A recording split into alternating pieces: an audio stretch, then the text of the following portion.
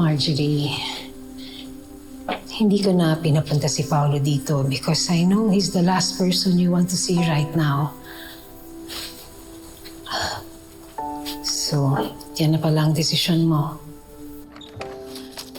Edward, ano to? Ang sabi ni Dad, walang lalayas, walang aalis. Hayaan mo si Marge ang umalis. After everything I did para makapasok sa pamamahay na to. After everything you did, kapal na mukha mo. Kapal na mukha mong tumira ka pa rin dito. Mag-empake ka na rin. Hindi! Bahay din namin to ni Ashley at may karapatan kami sa bahay na to. Paano mo ito ipapaliwanag kay Jasmine? You know her condition.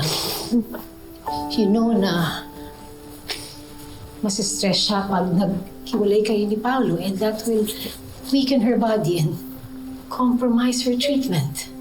Hindi ko po gusto masaktan ng anak ko. Wala namang inang gustong masaktan ng anak nila.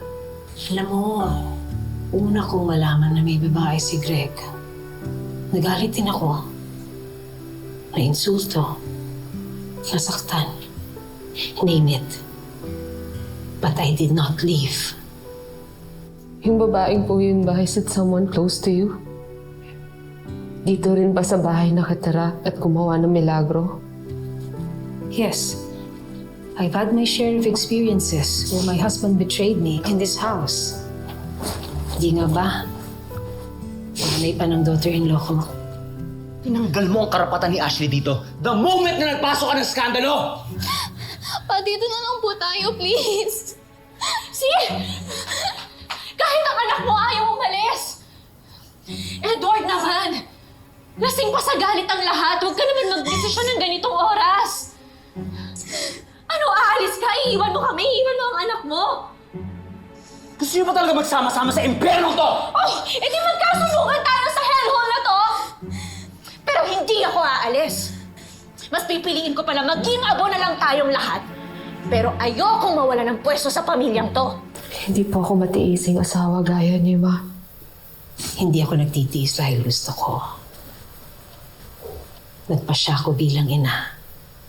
Kaya Marge, baka naman pwedeng huwag mo munang tingnan si Paolo bilang asawa kung hindi bilang ama ni Jasmine.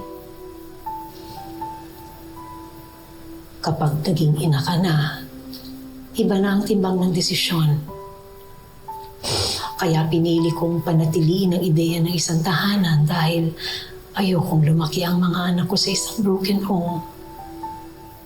Kaya mo bang ipagkait kay Jasmine ang paniniwala niyang buo pa rin ang pamilya ninyo?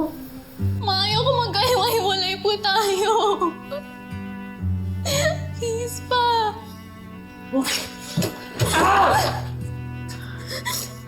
Papa! Pa! Hindi tayo aalis. Magpapalamig lang ang papa mo. Hanggat gusto mo, dito lang tayo. At hindi tayo iwan ng papa mo.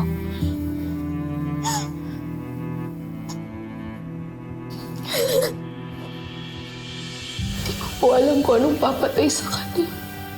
Katotohanan o pagtitira namin dito sa bahay.